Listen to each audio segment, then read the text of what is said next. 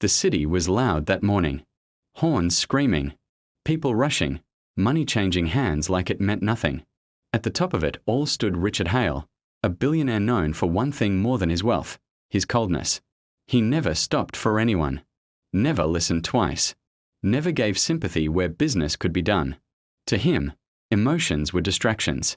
Weaknesses people used to slow the strong. That morning, he stepped out of his black car in front of his glass office tower, surrounded by security. His expression was sharp as ever. Focused, distant, untouchable. That was when he heard it. "Sir, please." A small voice cut through the noise. He didn't turn. "Sir, please, just 1 minute." His security moved immediately, trying to block her, but something about the voice made Richard pause. Not because it was loud. Because it was desperate. Slowly, he stopped. A little girl stood in front of him. In her tiny hands, she held crumpled notes. $4. She stepped forward before anyone could stop her. "Sir," she said again, "please take this." Richard looked down at her like she was a mistake the world had placed in front of him. "What is this?" he asked flatly. "My savings," she said quickly. "I saved it." He crouched slightly, not because he cared, but because something about her made him. "Why are you giving me this?" he asked.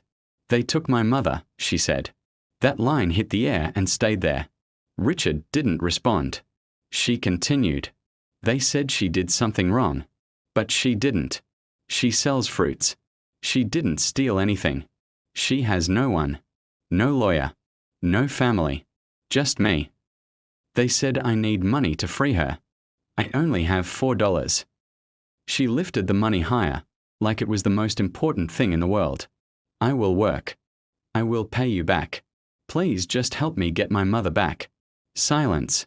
Richard sat down in deep thought. His face didn't change, but something inside him did, because in all his years, no one had ever walked up to him and offered him anything so small, yet so painfully everything. $4. All she had. For someone else's freedom. He looked at the money, then at her. Then he said something no one expected. "I don't take gifts," he said coldly. The girl's shoulders dropped instantly. But then he added, "Especially not from children." He stood up, turning slightly as if to leave. The security shifted. But then he stopped, and slowly turned back. "What's your mother's name?" he asked. The girl blinked. "Cynthia," she whispered. Richard nodded. He took out his phone. Made one call. "Find a woman named Cynthia. Detained at Central Station. I want her file. Now." He paused. "And release her." There was silence on the other end. Everyone shocked. He ended the call and looked at the girl again. "Keep your money."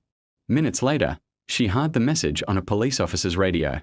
"Release approved. Cynthia is free." And for the first time that day, she smiled. But because her mother is free.